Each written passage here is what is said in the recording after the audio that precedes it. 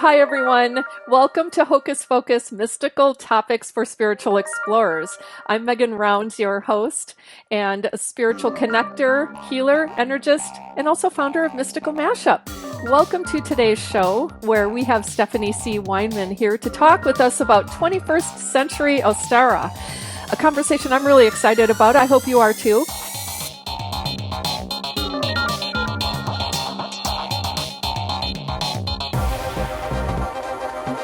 Today's guest hails from Rochester, New York, with her husband, Malcolm. They're now empty nesters and proud parents. They've always been proud parents of two thriving adult boys. She is a moderator and a teacher in the Lightworkers Lab and hosts a weekly program, The Witching Hour, every Thursday at 1 o'clock p.m. Eastern Time in the lab. She's been a two-time guest on Megan's Mystical Mashup in the Lightworkers Lab, and this is now her second appearance here in Hocus Focus. Our last conversation this past October focused on the Wheel of the Year, which today's talk will build upon to some extent. You can find replays for all of our previous shows here in Mystical Mashup in the guest directory, which is Unit 2, and also on the Megan's Mystical Mashup YouTube channel. A former ballet dancer, she now owns and operates Spirit and Sage Healing, or SASH for short, where she gets to apply her spiritual gifts, including intuitive empath, clairsentience, and claircognizance, by connecting with people, teaching classes, leading retreats, and facilitating food-based detoxes. Please give a warm, welcoming round of applause to Stephanie C. Weinman. Just 1 second here. There we go. Hey, Stephanie. Hi, hello. Hi, guys. Megan, I am totally with you. You were talking about just being out of sorts, kind of not focused or centered. I know we talked about this the other day, and it hasn't gotten any better for me either. I know, it's like, I figured the full moon was on Tuesday, and I'm like, okay, a little residual on Wednesday, maybe a little bit Thursday, but that's not how it's been. It's like kind of just continuing. The actual full moon phase was Monday through Thursday. It's 4 days of the full moon. Well, there you go. So, yeah, the full moon phase always lasts 4 days. And specifically for this full moon, and I know this isn't our topic, but I feel like people need to hear this. It's related. Yeah, totally. This full moon, this pink moon, has been very intense for people, especially in regards to everything going on in the world, everything we're all going through. This full moon is intensifying that tenfold. This specific full moon in Libra, I believe it was, right? Yeah. So it's people. I swear, so many people I've talked to are having the same issues. They're not focused. They're not centered. They're like floating out in the ether. It takes so much for people to ground right now. And so technically, the full moon just ended yesterday, the phase. And I've been telling people, be prepared to this energy to carry you out through the weekend, because it's not going to just go away like that. Yeah. It's going to be hanging on. I feel There's no light switch for this one. No. Well, no. That actually is really, refreshing in a way, because I'm like, is it just me? And then going on a couple of different groups and seeing people talk about it, it's like, no, it's not. And that helps me recognize not just my own energy, but also those with whom I live, animal and human, because everybody's kind of, just like all over the place. Totally. Seriously, I try my best to laugh. So let's just put it that way. Not always working that way, but today it's been better that way. So. Well, good. Yeah. Sometimes that's all you can do is just keep laughing. I totally agree. Oh my goodness. Well, thank you so much for, joining us today and for coming on to talk about Ostara. Now, I always, it's like, is Ostara, does it matter? Yeah. Potato. Yeah, exactly. Potato. That's so funny, because Malcolm always sings that commercial. He can't stand it. I say tomato, you say tomato. He's like, I hate that commercial. And then he'll sing it all day long. So it totally reminds me. Ostara. It doesn't matter. I say Ostara, but I'm sure it just, it could be Ostera. It's just really a matter of, I feel like, where you live in the country or in general, as to if you pronounce your A's long or shorter, Sure. But Ostara is what we're going to be talking about today, which is a specific holiday or day of power in the wheel of the year. So, and we had talked about, what we are the topic to be, for today.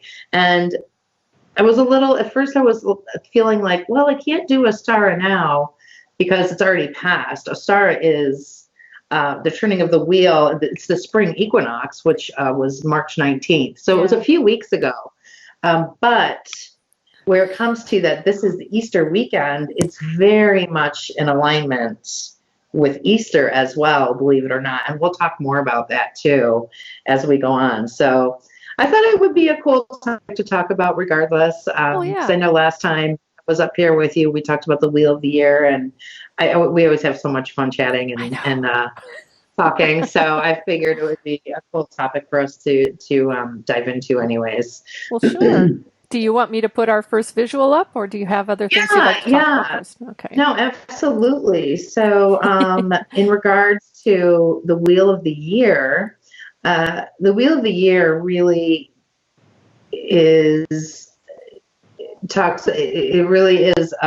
focuses on the 8 days of power in the year. And it is the turning of the wheel into a new season. And generally, each season lasts 6 to 7 weeks. So the Wheel of the Year, obviously we think of seasons as, winter, spring, summer, fall. Sure. But where it comes to these practices, these belief systems are really rooted in ancient, Celtic or even Greek, pagan belief systems. So, which is really kind of like the first true ancient religions, I want to say. Yeah. This is 2 centuries ago, thousands of years ago. So, so it's really, really rooted in nature. It's really rooted into about everyday lives. And the Wheel of the Year is really interesting. And I don't know if you can put that visual up of that one first Wheel of the Year visual. Yep, it kind of will show you the sections. Oh, awesome. And so you'll see the first season is Yule, and everyone knows about Yule. Yuletide, it's Christmas season, and Yule is always associated with, or is the winter solstice, and that can be anywhere between December 20th to December 23rd. It just kind of depends on the year, but also Yule actually does last 12 days. It usually ends on January 1st. So that kind of has something to do with 12 days of Christmas. That's super cool. It kind of folds into there. And I want to let everybody know, once we go through here, what modern holidays are associated with each turn of the wheel here. So with Yule, obviously, it's very much associated with the Christmas season. So that, like I said, starts December 20th, between 20th or 23rd. Next, we have Imbolc, which is February either 1st or 2nd. And that is the next season. And that Groundhog's Day, right? Yeah, exactly. That is totally associated with Groundhog's Day. And there is traditions and folklore and stories about how that all came about. And it's all really interesting. But that is the second season for the Wheel of the Year. The third one is Ostera, which is what we're going to be talking about today, and is the season that we're in, that spring season. Yeah. But Ostera is always associated with the spring equinox. So this year, of course, it was March 19th, but it can be anywhere from March 19th or the 20th to 21st, any one of those days. And Ostera is really associated with Easter for a modern holiday, as you would say. Excuse me, or as that you would know. Sure. Excuse me. The next one is Beltane. Beltane is usually April 30th, May 1st. And that's very much associated with May Day. Oh, yeah. Yeah, so that, and not the May Day that has to do with what labor unions, is that correct? Right. Yeah, I but think more of the religious aspect of May Day.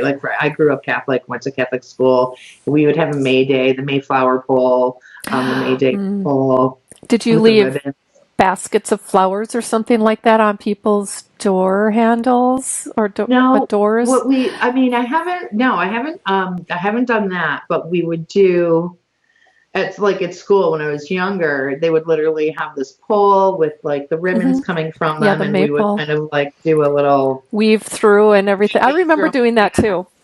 Yeah, yeah. So that's really very interesting too. But that's Beltane.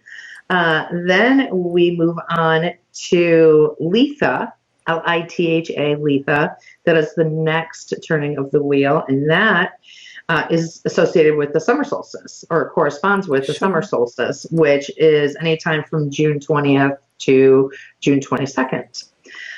So that's a very much, obviously, we're all very excited for the summer solstice, and it's such a high-powered day, and everyone loves to go pick the herbs or fruits and berries and all that on those days.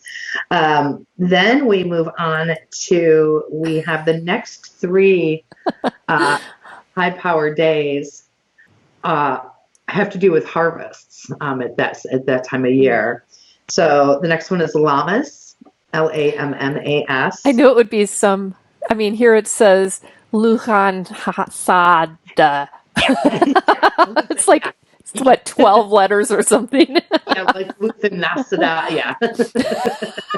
I thought can't pretend to speak Celtic yet. No, I thought you were going to say something like, loop or something, like some really easy word for that very long spelling. Yes, Lisa will do. Oh, excuse me. So then we have Lammas, which is either August 1st or August 2nd. And that is known as the first harvest. So it's a very celebrated time where some crops are starting to come in. A lot of times too, you might start getting some corn, things like that. So that's a very strong, powerful day, and something that was always very celebrated back in these ancient times. From then we move on to Mabon, which is one of my favorite holidays. I love the time of year. It goes right along with the season turning into fall. Yeah. And that is anywhere from September 21st to September 24th. And that is known for the second harvest. So that's another really celebrated time. It's when you really are actively seeing the change of season. Because, for many of us, like fall's my favorite. There's so many people who get that energy, that crispness, the colors. It's just, everything is so alive. So that's a really, really strong, powerful day. But that's also known as the second harvest. And then our last but not least, high-powered day is Samhain. Yes. Which we know is Halloween, which is October 31st. Can go to November 1st too, but that's also All Saints Day. But for Samhain, it's such a modern day holiday tradition. The thinning of the veil, and it's also known for third harvest as well. But nowadays it's all about witches and goblins and ghosts and all that fun stuff. So it really is so interesting to see how this Wheel of the Year, this information that really came to fruition thousands of years ago, is still so prominent in 2020, in the 21st century. Yeah, very strongly. So fascinating. Yeah. Well, and so I thought that would be cool. We spoke on October 30th of last year about, so we started with Samhain, I think, and then moved through. So this time, a new learning for me was that the Wheel of the Year starts with Yule. Yeah. And I don't think, you might have said that last time, but I think that in my mind, I kept thinking more of that, it was after Yule, like the beginning of the year, January 1st. And even though Yule can go that time, I was thinking of it as the end of the wheel. And I love thinking about it as the beginning. That actually puts the whole calendar in my mind. It shifts it somehow. So that's pretty cool. It really does. Because when you think about the time of year when Yule is celebrated, you might think more of, I don't want to say death, but things maybe ending, Ending. and, if winter's coming, things Yeah. are dying, but it's all about the rebirth process too. So Yeah. it is interesting how it is the beginning, because it does like really transition into that. So I think that's very interesting too, that Yule is the beginning, and then Samhain, Halloween is the end. Yeah. Is the end of the year. That So just that's always really interesting to think about. feels better to me that way. so, Yeah. so Yeah, I'm on board. definitely. No. Yes. And I love Yule, the winter solstice. There's so many wonderful stories to talk about, and to share, and it just the whole energy of that season is just Yeah. wonderful and beautiful, and I love it myself. So that's really exciting to talk about. But again, today we're going to talk about Ostera. And it really is quite appropriate, as we're going. Today is Good Friday, which I didn't even think about. Today's Good Friday. So for anybody who is, a Christian, Catholic, happy Good Friday. I know it's a very a religious day, really wonderful, a very commemorative day. Growing up with this also, I get it. So I totally didn't even think about that. But then we have Easter on Sunday. Yeah. And Ostera really does fall really in line with that. And so let me get, here we go. I have some information. So I've talked about this book and this author that I learned so much wonderful information from. So this book is called Wicca Wheel of the Year Magic. And it really explains every single Sabbath. So there's Sabbats and S Sabbats as well. And this is what the Wheel of the Year seasons are. They're Sabbats, days to celebrate holidays.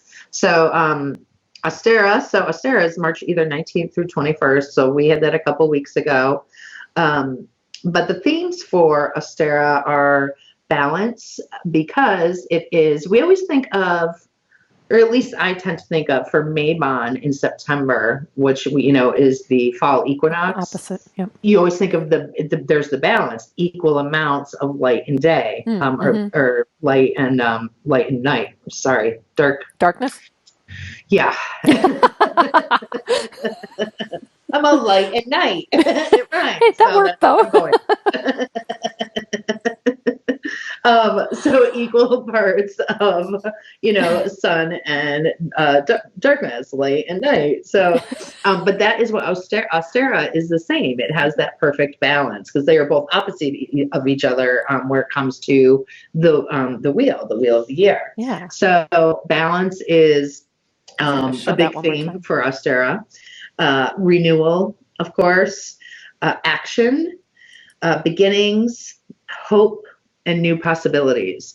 Oh, and by the way, I'm sorry, the author of this book is Lisa Chamberlain. And I know I've talked about this book with you before, but I can make sure to give you the information. Lisa Chamberlain has some amazing books. You're right. I've learned so much from her over the years. Anybody who's a Kindle Unlimited member, those are in there. So, they're she wonderful. So much. She has really great books about energy of the moon and the moon phases and the cycles. Yeah. And she has, a lot of her stuff is Wicca based or pagan based, but it's not that you have to be a part of a religion or a complete belief system. I feel like a lot of this information is really just nature based and being in tune with seasonal energy and with nature in general. So I always try to really make sure that's in people's awareness too. Just because you may follow along with the seasonal energy doesn't mean that you're a witch. It doesn't mean, unless you want to subscribe to that, which is wonderful, or whatever you want. But just because you might be interested in this, or you can understand the energy behind it, it's really just more of communing with nature more than anything. So that's why I'm so drawn to it myself. Go ahead, please. Well, what I was just going to say is that I will post the link to this book, and then also the Wheel of the Year a photo, and then the next one that you'll see in a moment, which has Yes. some really interesting and very helpful information to it. I'll post all of those in the comments section, so you'll be able to access them directly. But I have Awesome. to wait Yeah. until after we're done before I can do that. Yeah, it's really cool because there's some really cool information where it comes to correspondences that go along with Ostera, with this holiday or this festival. And actually, we can talk about those now if Sure. you want to pop up that image, which is, let me see here. Yes, all the correspondences that go along with Ostera. So these are going to be symbols, colors, foods, herbs and flowers, and even deities that will correspond with Ostera. And so again, like I said, Ostera really is the spring equinox. That's the day you really celebrate it. That's the holiday. Mm-hmm. I personally like to carry through that whole like 6 weeks as a season, carry through that energy and really keep in mind about the correspondences, because you can really work with these correspondences through that whole season, through that whole 6-7 weeks, and you can do some really cool magical workings if that's something that you're drawn to, or even with just decorating, or honoring the season and the energy of it.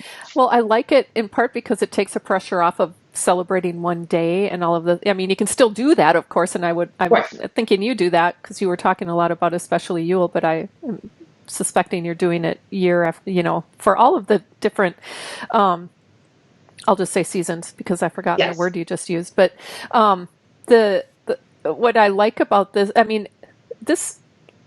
it fills in that season. So it's like, I love that there are so many things associated with it too. It's just, when you see me looking forward, I'm looking at the actual picture that all of you see in place of my head maybe, but, there's you might so have to focus in on it, but, and I'll go through it too, but. Okay.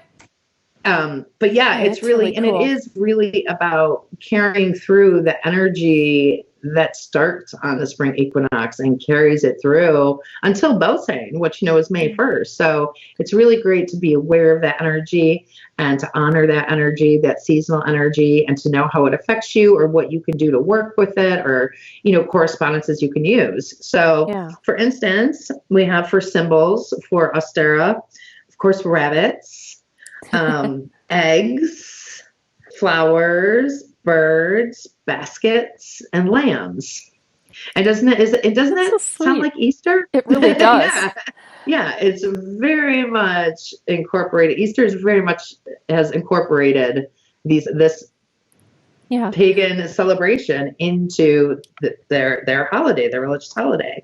So those are some really great symbols, and I'll talk about more about what some of these symbols even mean, or as to why they're symbols. I'll be able to get more into that too. Cool.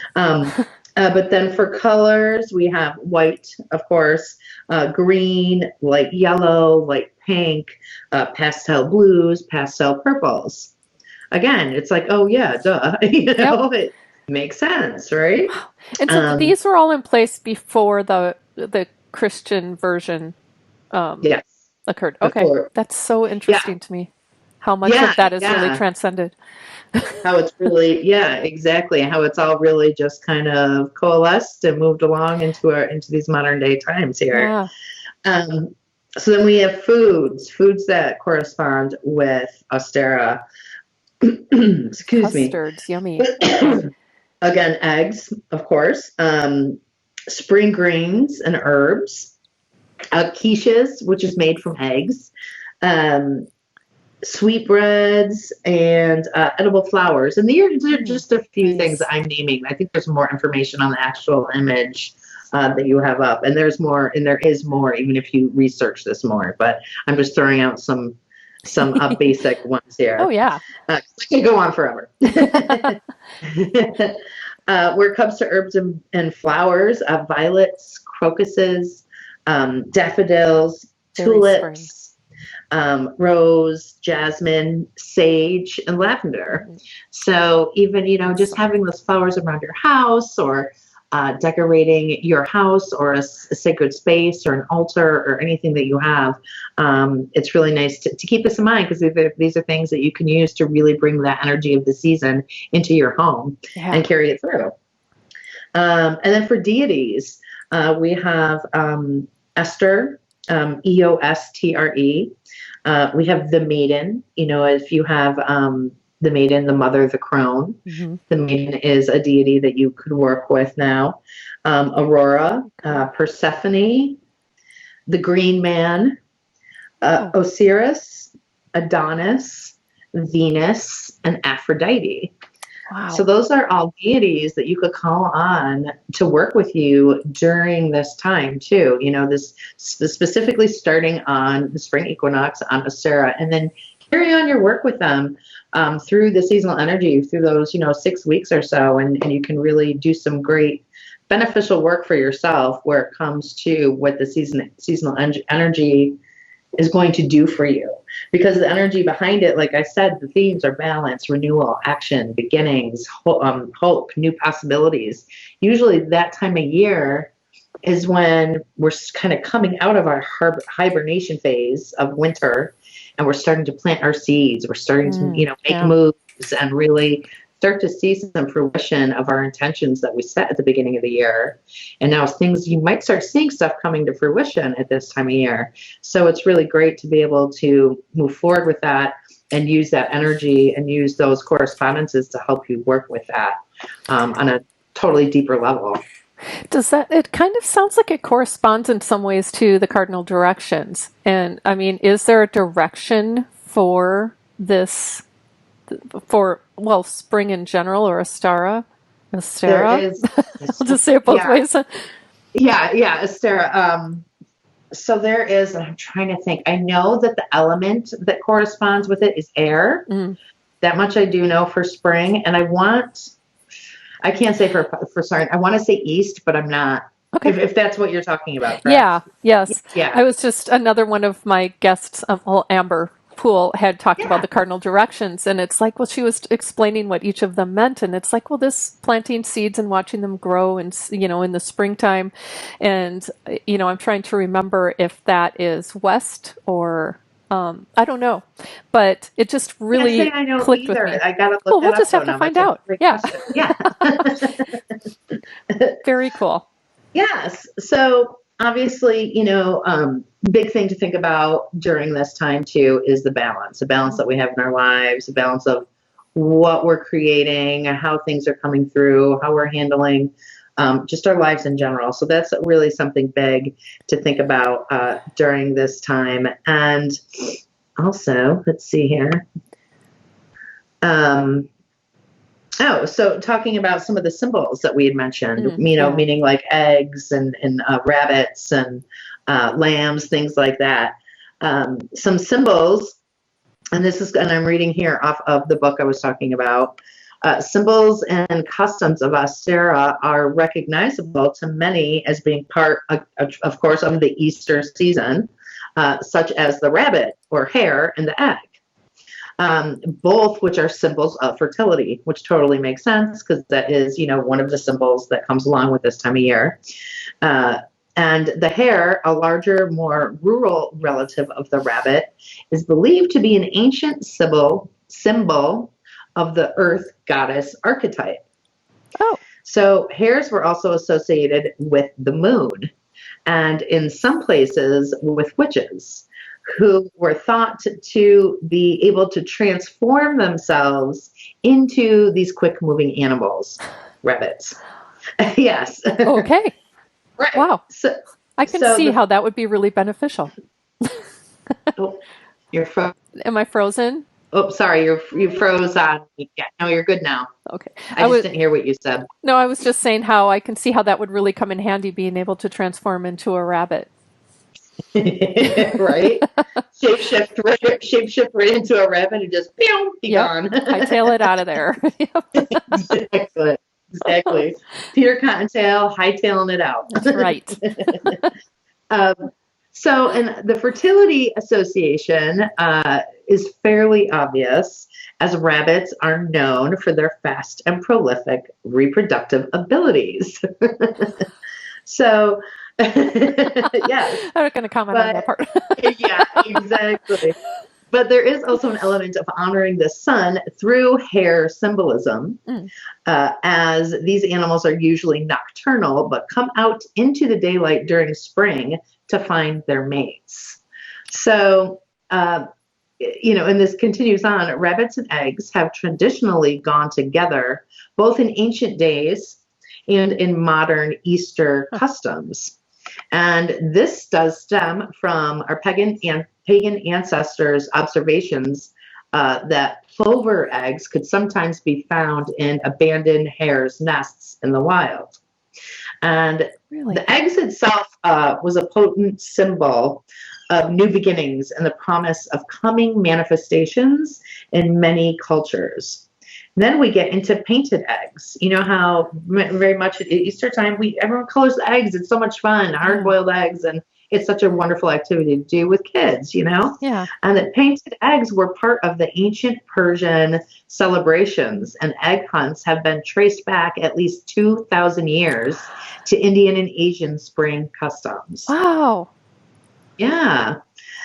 I mean, So, it's just so fascinating to me. These are not the things that they teach us when we're growing up in a culture that celebrates Easter the way that we do here in the States. And yet there's so much richness to the history. I probably would have paid a lot more attention to history if it had this type of information in it, instead of if about you war all knew. the time.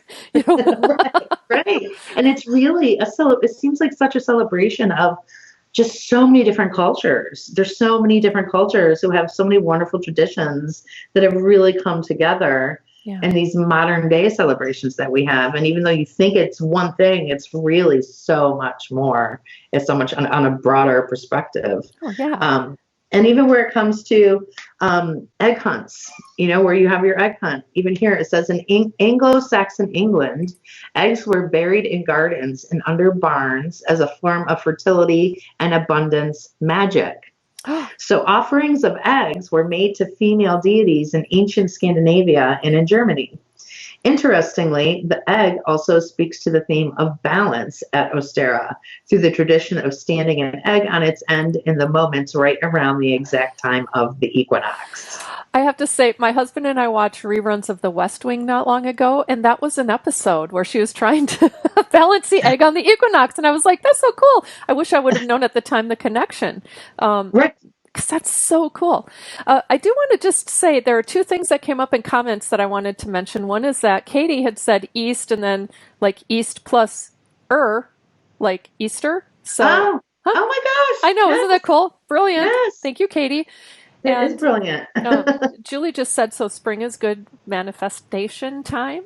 And I'm hearing, yeah.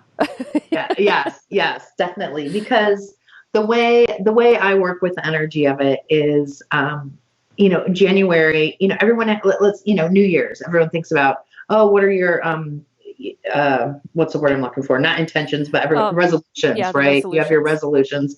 I like to have intentions, not to put that pressure on myself, but you kind of set intentions at the beginning of the year, correct?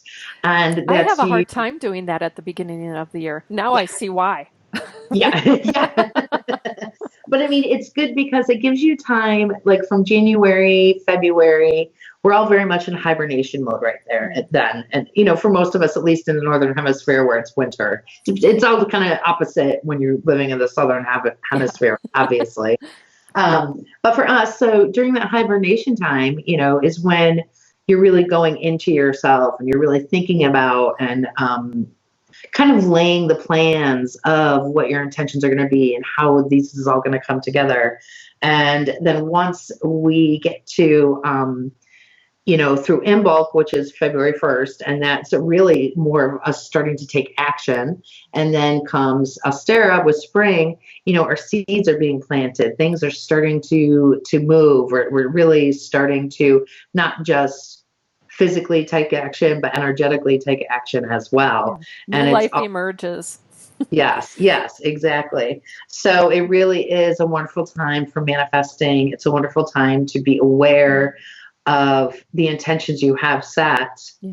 and where they're coming to now, and to start to see how it's moving forward, if that makes sense. Definitely.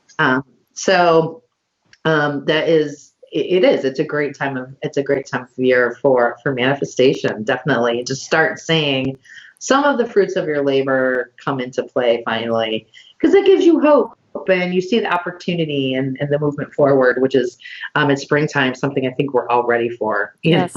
Especially this year. Yes. Even though we may feel like we're on hold, Yeah. or just kind Well, of like. I mean, I think that describes some of that energy that I know I've been feeling, and that maybe others are, is that I'm ready to go. I'm ready to take action, and there's this constraint placed upon us that can hinder that, and the energy isn't going. It's not like, oh, Right. okay, I'll just wait. It's like, it's Right. here now. And so that Yep. creates a lot of, I'll say inner conflict, but it's like a push and pull kind of piece, because, after having the winter and all, the darkness, and it's starting to become lighter, it's starting to become warmer. It's like that, it's a really interesting way to pay attention to the energy that's, when there's a restriction in place like this, it's like, Yes. oh, that's what I'm feeling. And now I can understand Exactly. some of that agitation that I personally have been feeling, because it's like, all right, enough already, you know? Yes, absolutely. We're used to with the seasonal energy, and it's something, if you haven't been aware of it before, now it does make sense. Yeah. We're used to really starting to move forward now, and you can either, use this as a metaphor or not, but it's like, some people really do, you start to plant your gardens now, you're really planting those seeds, and, taking care and watering and moving forward with that. And now it's like, nope, you can't do that, but you should want to, That's right. you got to Well, keep moving forward somehow, but not like that. but it is starting to, like I'm not a great gardener. It's something I strive for, but has not happened for me yet. Although, that being said, I have a lot of indoor plants, and I've really been getting the itch to plant things like rosemary and sage and some Yeah. of my favorite herbs. And so I'll just do it inside. It's not the same, and I know some of my plants are like, I'm ready to be outside, but the weather here is not ready for them. Right. And it Absolutely. kind of parallels that same energy of, all right, already, I'm ready to go. And Yeah. it's Yeah, like at the starting exactly. gate. That's exactly it. And right now, 2020, man, it's testing us. And I really feel like it's making us have to think outside the box Yeah. and really keep moving forward in a really non-traditional way.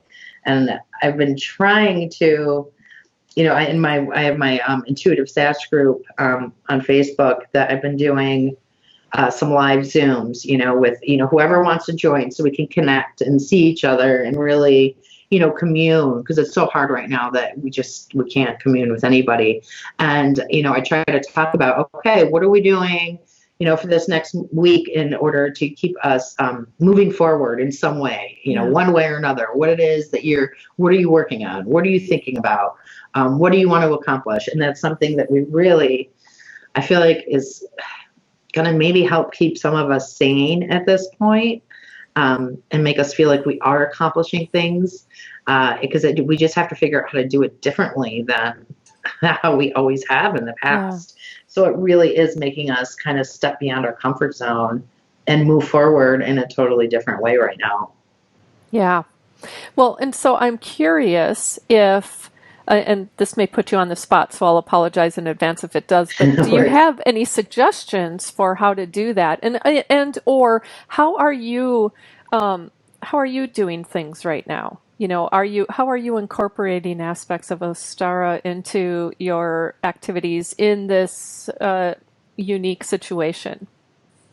Um, well, for instance, like things that you could do to celebrate Ostera in general, Mm. would be to get outside, take walks, take hikes, notice. the birds finally starting, you can start to hear the birds. You can start to see them flying around, starting to see buds on trees, starting to see grass coming through. Things like that are really honoring Ostera and the energy behind it.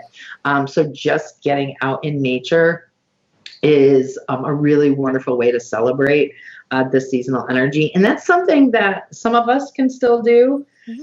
Luckily, I have the ability. I know, I don't live in a big city where you can't really get outside right now. I live in a very big neighborhood with tons of trees.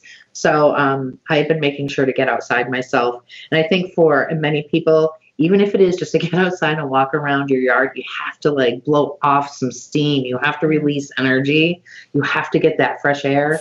You have to put your hand on a friggin' tree and just, not to sound like a total tree hugger, even though I am. I am too. Yeah. Simple things like that right now can help you feel still connected to the world and to nature. Like when you connect with nature, that goes right to your heart chakra. Yeah. And it's a really loving, warm feeling. And it's a connectedness that you can still feel that energy of the collective that's not going to be so heavy. Like right now, for many of us who are very sensitive, we're feeling that heavy collective energy. Yeah. And if you want to get away from that end of it, just getting outside is such a wonderful way to do that. Also, what I've been really thinking about and trying to plan out is, I like to have a garden myself too. So I'm starting to think about what it is I want to grow. Get the timeline of when I'm going to start really planting things. It's still, here where I live, it was freaking snowing today. So yeah, we had that yesterday. Yeah. Yep. So it's like, well, there goes that garden idea for now, but I can still plan it and I can still think about it and I can still envision it and I can still get excited about, what's to come when things start popping up through the soil and, where it comes to harvesting all that stuff. So I really try to focus on that I'm still going to be able to do this stuff and really planning that out. So that's something that's been helping me to keep moving forward. Also, like I said, doing those Zooms and connecting with, my tribe, my people, and even just talking to them and leading meditations, having us all meditate together and have a collective end goal for meditation where it comes to send healing to the earth. Or to have us, just have a sense of calm and doing that together. And then even just pulling cards for each other and having fun. That's something that's keeping me really in alignment and knowing that I'm still moving forward and I'm accomplishing things and, there's still some normalcy here. So those are some things that I am trying to do. And that's really helpful. I'm going to put the Wheel of the Year up, the vision again, a visual. So Beltane is next, right? And the end of this month. I know we weren't planning to talk about that, but I'm wondering about the transition. Are there, things to do during that transition? Absolutely. I can talk about Beltane for sure. I have some really cool stuff here. So, May 1st. It says April 30th or May 1st, but I feel like that's for Beltane. I feel like May 1st is really usually the day that's really honored and really well known to be celebrated for that day. Yeah. And the themes for Beltane are passion, mischief, sensuality, sexuality, beauty, romance, fertility, vitality, and abundance. Wow. So, super powerful stuff, right? Yeah. Big time. Definitely. And it's when spring is really in full swing, generally speaking. And the balance is starting to tip more towards summer. So we're starting to really feel that warmth. We're getting more of the sunshine at this point, the longer days, shorter nights. So it's a really exciting time for many of us. Yeah. And let me see here. There's some really cool information. It does talk about how spring fever is at its peak and sometimes people find themselves unable to concentrate on their work and studies. I know. I'm like, really? I feel like we're already there. I think we're already there. Yeah, I think we are too. A little cabin fever, okay? But thanks anyway. So, but that's really something people are, really kind of just not focused. They're ready to go outside, ready to start having their celebrations, their cookouts, their fires, their bonfires. Like that's the Yeah. time that we're really ready to do that. And it also does say here too, primal urges toward lust and wildness become stronger, and we see both animals and humans pairing off, sparked by that most basic of instincts to reproduce where it comes to Beltane. And I find that really interesting too, because when Yeah. you think about it, you're like, wow, yeah, huh? Yeah. Or that time of year, people, people are out and they're in their fun, like warm summer attire, looking beautiful, enjoying the sunshine, and it's just everyone's very active in one way or another. Yeah. Yes, for sure. Huh. But it does have also here, let me see here. Sorry, there's some more celebrating where it comes to celebrating Beltane. So it says today's celebrations draw from various traditions across the pagan landscape of Europe. A lot of it has to do with bonfires. Mm. Fire is a really big element for Beltane. And it says more typically, the public celebrations incorporate the traditions from Germanic cultures, especially dancing around the maypole. So that is something that has been celebrated, or a tradition they have done. It says this is a very tall circular pole made ideally from wood that features in many May Day festivities, both pagan and secular alike. At the top of the pole hang ribbons of various colors, and the participants each hold one ribbon as they circle the pole in an interweaving dance. Yeah. And that was rooted in customs from England, really. So with that, the maypole dance is very much a celebration. And also with the maypole, it's also known to be kind of a phallic symbol as well. So, I mean, it's sure, right? Well, that totally puts doing that dance in elementary school on a whole other level. But they never really explain. Just that, right? Yeah, I never really understood what we were doing or why it was more like for gym class and they had us do it, and maybe they told us why, not for the, the more phallic aspects, but Right, exactly. just like, here's a thing and do it. Yeah, really interesting how that Yes. comes together. So, Oh, definitely. How it all intertwines. But I can go through, I have a couple of correspondences I can go through too, if you're interested, for Beltane, just to keep sure. Yeah, in since mind. it's coming up in a couple of weeks or a few Yeah. weeks. So why not? We have the what is and the what's to come. What's to come? Yeah, we Yeah. do. It's like, gosh, it's already the 10th. Yeah, it's like in 3 weeks we'll be turning the wheel once again and moving forward. We will be moving forward, regardless Yes. if we feel like we're not. That's right. But so for the colors associated with Beltane, we have light and deep greens, yellow, light blue, and then we have red and white for the god and the goddess.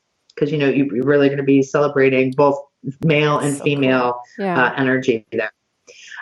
Where it comes to stones or crystals, malachite, amber, orange carnelian, sapphire, and rose quartz. And I can type this out too later and give this information. For yeah, herbs, great. for trees, we have birch trees, hawthorn, honeysuckle, and rosemary. My favorite, rosemary. Yes. Mm-hmm. Flowers, yellow cowslip, lily of the valley, lilac, hyacinth, daisies, and roses. For altar decorations or symbols, a maypole, ribbons, garlands, spring flowers, young plants, and goddess and god statues. Oh.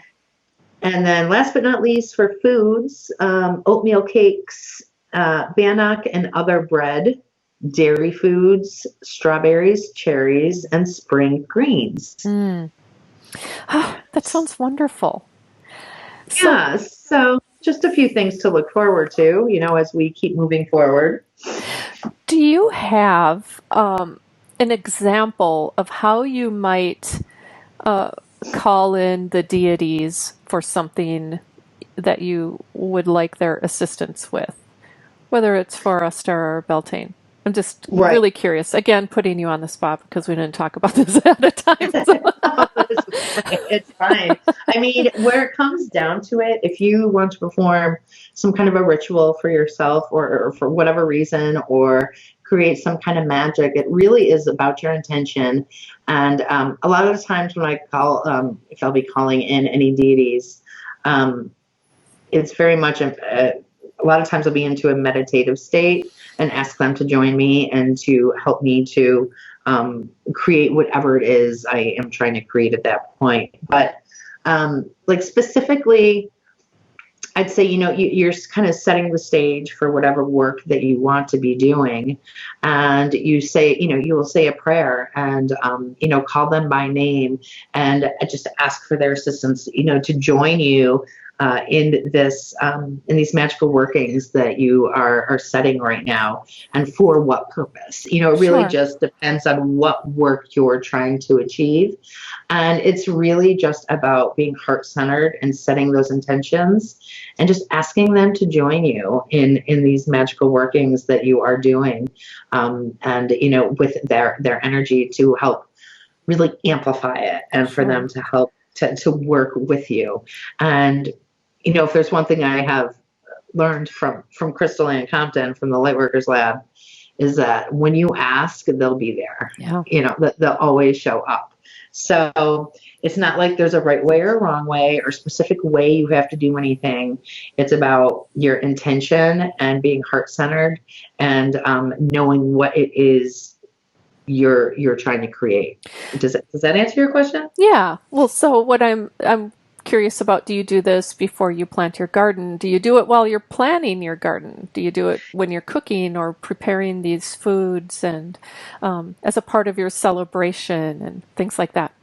Yes, all of the above. Yes, absolutely. Like when you talk about gardening, absolutely. Like that's a ritual within itself. Your hands are in the earth, Yeah. And I've been reading about how some people even love to plant their gardens under the moon, Oh, wow. so you have this moon energy coming through. Yeah, yeah, Have you done So that that's yet? all.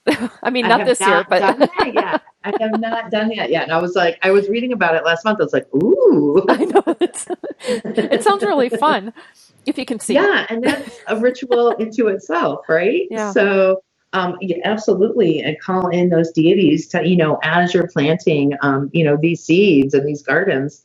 And then where it comes to cooking, like you said, I love that because there's a whole, I have a whole other book on kitchen witchery.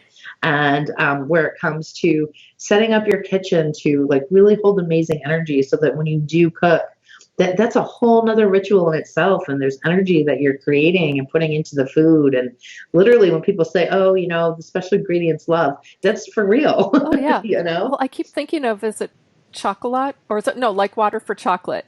Have you read or seen that story? Oh No. my gosh. So, well, you would love it. Her emotions come through in her food. And so when there's love in her heart, then the food is amazing and people can't get enough of it. When she's angry, upset, or bitter, that comes through in the food. It's an amazing story. The movie's fabulous. The book's great, so highly recommend it. But it's a really good example of how that intention comes through in the food. And in part because of the influence of that movie, it's like, I don't ever want to cook when I'm angry, and I don't want anyone who's angry or frustrated with me to cook anything I'm going to eat. Right. Absolutely. Because you do take that on. And Yeah. there's specific, if you want to get more in depth with it, where it comes to cooking, there's a way, if you're stirring clockwise, you're putting your intentions and energies into what you're cooking. You do it counterclockwise, you're releasing things, So, Oh. I mean, there's a lot that can go into it. And then you get into the ingredients and if you're using certain herbs, as to, their power, their, magical herbs and what they correspond to and what they bring to the meal. So there really is that's a whole nother topic. This has sounded like It's another so Hocus cool. Focus, Stephanie. So Yes. awesome. Like around summertime during, maybe Yes. not solstice specifically, because I know that you for one will be busy most likely. And I may be too, Actually, I was supposed to have a friend's wedding on June 20th this oh, year, that's right. and they just told us they changed the date till next May 22nd. Oh, I know. I'm like so heartbroken for I them. I mean, but know. that's the second wedding I was supposed to be at, Yeah, your that summer they've was had going to be to. booked. Yeah. Now it's all Yeah. opening up. So, Now I got nothing to do. well, except for plan awesome celebrations and meals on all of Yes, these. exactly. Right. I need to rephrase that. There Use you my go. words carefully Oh, here. yeah.